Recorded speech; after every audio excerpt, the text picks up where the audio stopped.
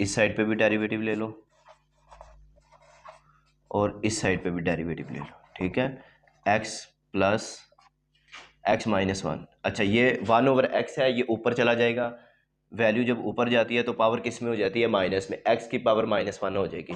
For example मेरे पास अगर ऐसे लिखा हुआ है 1/x, तो ये ऊपर जाके क्या हो जाएगा, x की पावर -1, ठीक है। पावर पे फर्क आता है, ठीक है। पावर x माइनस में x -1 हो जाएगी। तो यहाँ पे ये देख लो पावर हो गई, ये ऊपर चला गया तो पावर हो गई x -1,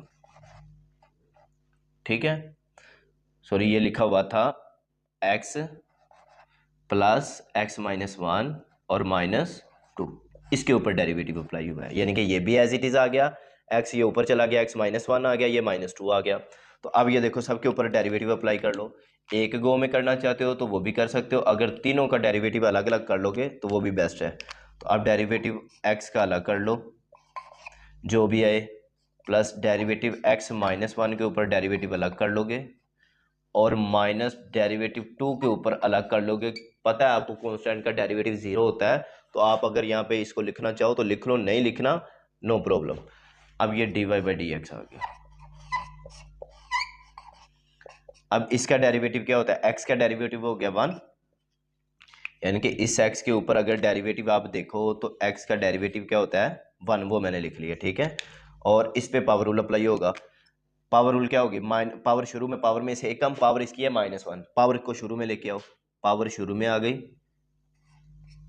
पावर में से एक कम करो, -1 क्या हो जाएगा, -2, x -2 हो गया। पावर शुरू में पावर में से एक कम, बेस का डेरिवेटिव क्या होता है 1 होता है, वो लिखेंगे नहीं। और कांस्टेंट का डेरिवेटिव, इस सारे का डेरिवेटिव आ गया 0, -0 या +0 लिखने की ज़रूरत ही नहीं है। तो ये मेरे पास आ गया 1 माइनस, यहाँ पे लिख लेते हैं, यहाँ पे आ जाओ, ये आ गया डेरिवेटिव आपका dy/dx। ये मेरे पास आया था 1 माइनस, ठीक है। इसको मैं क्या लिख लूंगा, 1 इससे मल्टीप्लाई होके एज इट इज आ जाएगा, तो ये नीचे आ जाएगा ना, ठीक है। पावर मैंने कहा जब आंसर निकले तो एक्सपोनेंट अगर माइनस में है तो वो माइनस में नहीं होनी चाहिए, किस में होनी चाहिए, प्लस में। तो ये देखो ये माइनस में है तो प्लस में होनी चाहिए, तो इसको नीचे लेके आएंगे ना।